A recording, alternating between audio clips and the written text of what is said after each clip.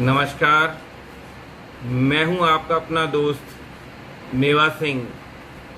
मैं आपका अपने इस चैनल पर स्वागत करता हूं, जिसका नाम डिजिटल वर्ल्ड टेक है और मैं ग्वालियर मध्य प्रदेश में रहता हूं। पेशे से मैं एक ट्रक ट्रांसपोर्टर हूं और पिछले कुछ माह से मैं डिजिटल आज़ादी स्कूल से डिजिटल मार्केटिंग सीख रहा हूं। दोस्तों, सीधी बात, नो बकवास, यानी मुद्दे की बात मैं आप लोगों से आज शेयर करता हूं। यानी कि मेरा जो सब्जेक्ट है कि मैंने अपने डिजिटल रचयिता के मुकाम को हासिल किया है। और जब भी आप कोई मुकाम हासिल करते हैं तो उसके पीछे एक कहानी छिपी होती है। जैसे हर सक्सेस व्यक्ति के जीवन की पहले की ज़िंदगी जो उसने बिताई हो, वह बड़ी मुश्किल और कठिन स्थिति में गुजरी हुई होती है। ये आप ज़्यादातर सक्सेसफुल व्यक्तियों के जीवन गाथा में या बायोग्राफी में पढ़ेंगे। चाहे वह अब्दुल कलाम हो, जिन्होंने अपने पहली बार जब मिसाइल को दागा था तो उन्होंने अपनी मिसाइल साइकिल पर रखकर उसका परीक्षण किया था। तो दोस्तों, ऐसे ही आप चाहे किसी भी व्यक्ति के जीवन की बायोग्राफी उठा लें, आपको उसके जीवन में शुरुआत में कहीं ना कहीं मुश्किलें दिखेंगी। उसके बाद जब उस व्यक्ति ने उन मुश्किलों का सामना किया होगा, तब कहीं जाकर उसके जीवन में सफलता उसे मिली होगी। ऐसे ही मैंने जब अपने इस डिजिटल मार्केटिंग की शुरुआत डिजिटल आज़ादी स्कूल से की थी, जब मैंने पहली बार संदीप भंसाली जी का एक ऐड अपने यूट्यूब और फेसबुक चैनल पर देखा था, और उसे देखने के बाद मुझे ऐसा लगा कि मुझे इस नॉलेज को प्राप्त करनी चाहिए। और मैंने इनका कोर्स लोकनीति को परचेज़ किया। जब मैंने लोकनीति परचेज़ किया, उसके बाद मैंने कोर्स को देखना प्रारंभ किया और सर की जो भी हैकेथॉन की क्लास होती थी या फिर गुरुवार को इनर सर्कल की क्लास होती थी, ज़्यादातर मैंने क्लासें अटेंड की हैं। उन सभी में कुछ ना कुछ ज्ञान, या फिर जब भी वह क्लास शुरू करते थे तो जीवन के 9 प्रिंसिपल, सत्य, प्रेम, सेवा, शक्ति, भक्ति, युक्ति और तन, मन, धन, इसके बारे में वह एक पॉजिटिव वे में अपने प्रोग्राम को शुरू करते थे। तो उसको सुनकर एक मन में नई उमंग और तुरंग उठती थी। ऐसे ही मैंने भी उन प्रोग्रामों को देखकर मेरे मन में भी कुछ बनने की, कुछ कर गुजरने की तमन्ना जागती थी। तो दोस्तों, शुरुआत के 5 महीने मैंने ऐसे ही बिता दिए और एक दिन गुरुवार के एक रचयिता के इंटरव्यू, जिसमें एक 5वीं क्लास के पास व्यक्ति जो ईंट भट्टे पे काम किया करता था, उसका रचयिता का इंटरव्यू सुना तो मुझे अपने आप पर बड़ा धिक्कार महसूस होने लगा कि मेवा सिंह, तुझ में सब कुछ काबिलियत है, तू पढ़ा लिखा है, तेरे अंदर टेक्निकल नॉलेज है, उसके बाद भी कहीं ना कहीं तू इस रेस में बहुत पीछे है। तब मेरे अंदर वह बात या वो क्लास मेरे मन में घर कर गई और मेरी ये शुरुआत हुई 30 डे चैलेंज 1 क्लास में। जैसे ही इस चैलेंज को मैंने एक्सेप्ट किया और अपने दिनचर्या को फौजियों की तरह इम्प्लीमेंट किया, यानी कि अपने जीवन में डिसिप्लिन को लेकर आया, तब कहीं जाकर मुझे यह रचयिता का मुकाम प्राप्त हुआ। दोस्तों, ज़्यादा बात करते ना हुए मैं आप लोगों से ये बात कहना चाहूँगा कि अगर आप इस मुकाम को पाना चाहते हैं तो कभी भी सर की कोई भी, चाहे हैकेथॉन की क्लास हो, चाहे इनर सर्कल की मीटिंग हो, उसे मिस ना करें। जो लोग वीआईपी मेंबर हैं वह भी अपनी क्लास को अटेंड करें, क्योंकि कई बार दूसरे को दिया गया समाधान आपके काम आ जाता है। और हर बार जब भी सर क्लास लेते हैं तो कुछ न कुछ नया ज्ञान, कुछ नई बात वह हमारे सामने प्रस्तुत करते हैं। ये मेरा अनुभव रहा है। इसके पीछे कारण ये है कि हमारे जो मेंटोर हैं यानी संदीप सर, जो काफ़ी नॉलेजवान व्यक्ति हैं और एक पुराने बिजनेस मैन हैं। मैंने उनका पुराना कार्य, जो वह साड़ी बेचने का कारोबार करते थे, और उन्होंने अपने कारोबार से लेकर अपने डिजिटल मार्केटिंग के इस क्षेत्र में आने के कारण को भी कई बार बताया है। तो वह सारी कहानियाँ बड़ी इंस्पायरिंग लगती हैं और उन्हीं कहानियों से इंस्पायर होके आज मैं इस मुकाम पर पहुंचा हूं।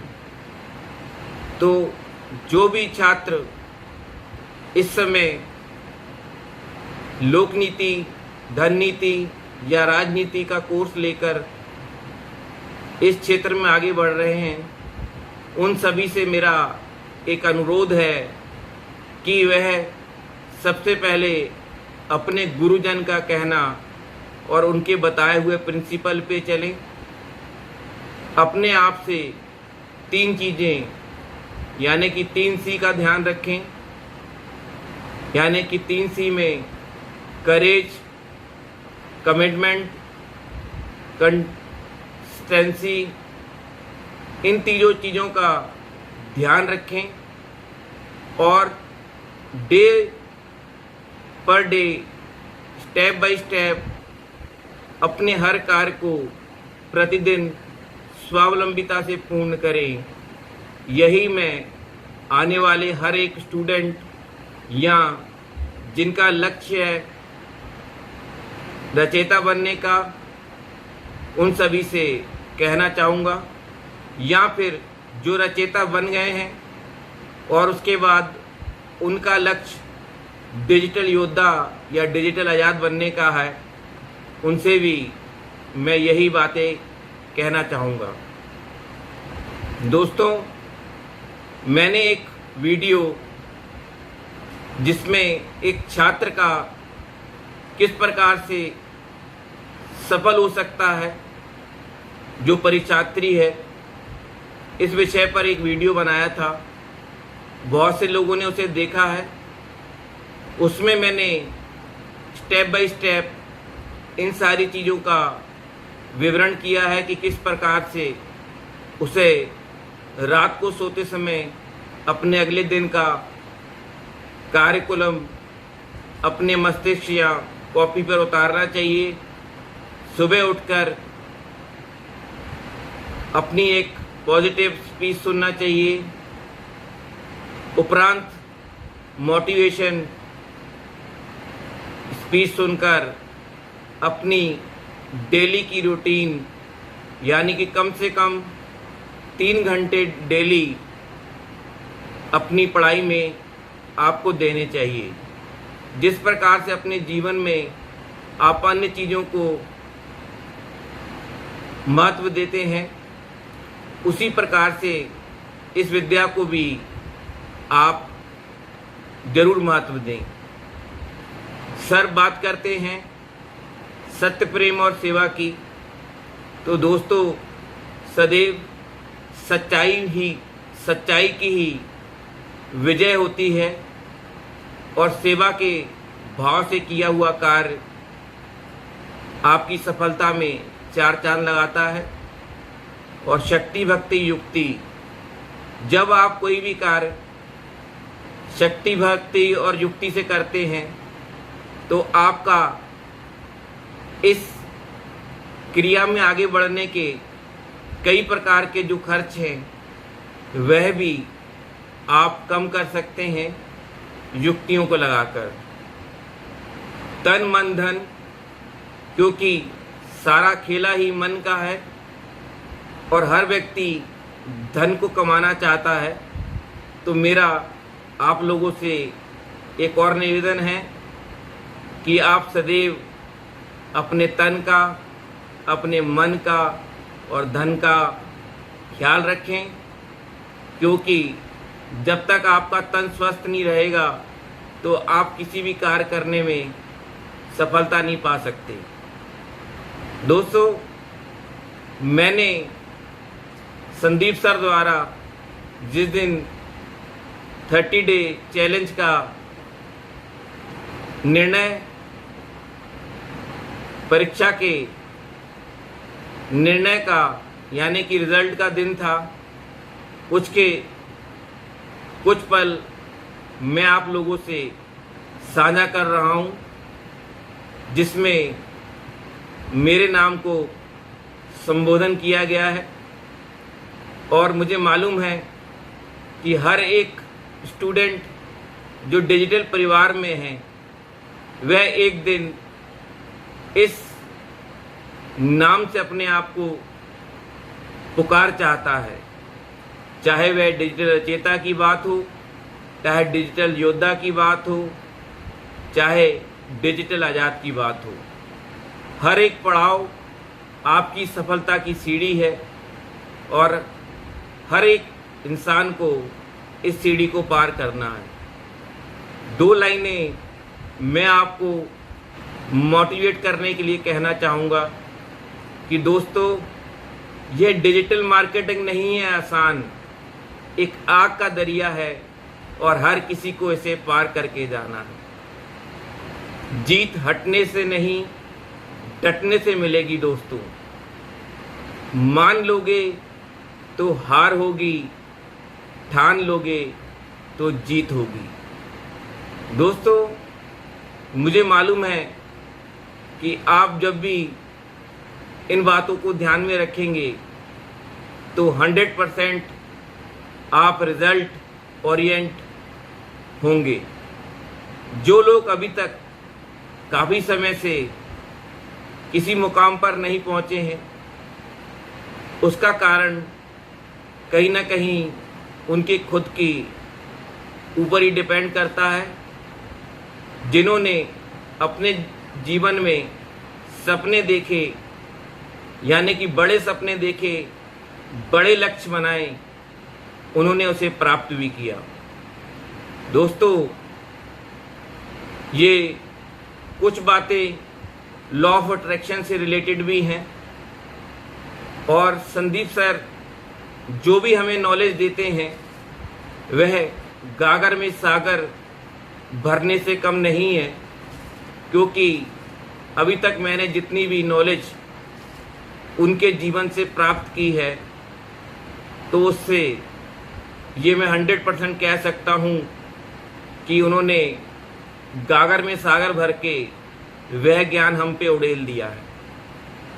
तो दोस्तों, अब मैं ज़्यादा समय खराब ना करते हुए अपनी बात को विराम देता हूँ और सभी का धन्यवाद देता हूँ जिन्होंने मुझे जाना पहचाना और मेरी इस खुशी के मुकाम में मुझे बधाई का पात्र समझा और मुझे पर्सनल फ़ोन और मैसेज द्वारा मुझे बधाइयाँ दी। मैं सभी का तहे दिल से धन्यवाद देता हूँ। साथ में अपने मेंटोर का भी धन्यवाद देता हूँ जिन्होंने इतने अच्छे तरीके से हमें सीढ़ी दर सीढ़ी आगे बढ़ने में हमारी सहायता की है। दोस्तों, मैं चाहता हूँ कि आपको मेरी द्वारा बताई गई हुई इस जीवन की सत्यता से कुछ लाभ प्राप्त हो सके और मैं आपके किसी काम आ सकूं, तो सदैव आपके लिए यह छात्र हाजिर है। भले ही मैं रचेता बन गया हूं, लेकिन मैं आम स्टूडेंट यानी सीखने वालों की बीच का ही एक छात्र हूं, क्योंकि सिख धर्म में सिख का मतलब होता है सीखना। भले ही उम्र मेरी 47 वर्ष हो चुकी है, लेकिन आज भी सीखने की चाह किसी से कम नहीं है। तो अब मैं अपनी बात को इतना कहकर विराम देता हूँ और कुछ पल आप लोगों से जो मेरे परीक्षा में उत्तीर्ण होने पर हमारे मेंटोर ने हमारे लिए हमारे नाम से संबोधित करते हुए पुकारे थे, वह आप लोगों से साथ मैं साझा कर रहा हूँ। मिलते हैं एक नई वीडियो के साथ। जब तक नमस्कार, जय हिंद। विजय कुमार, ऋतुराज मोरन, गोलोक बिहारी घोषल, उत्तम कुमार पुगालिया, अनुकूल मून, मृणल कांति ओझा, मेवा सिंह जी,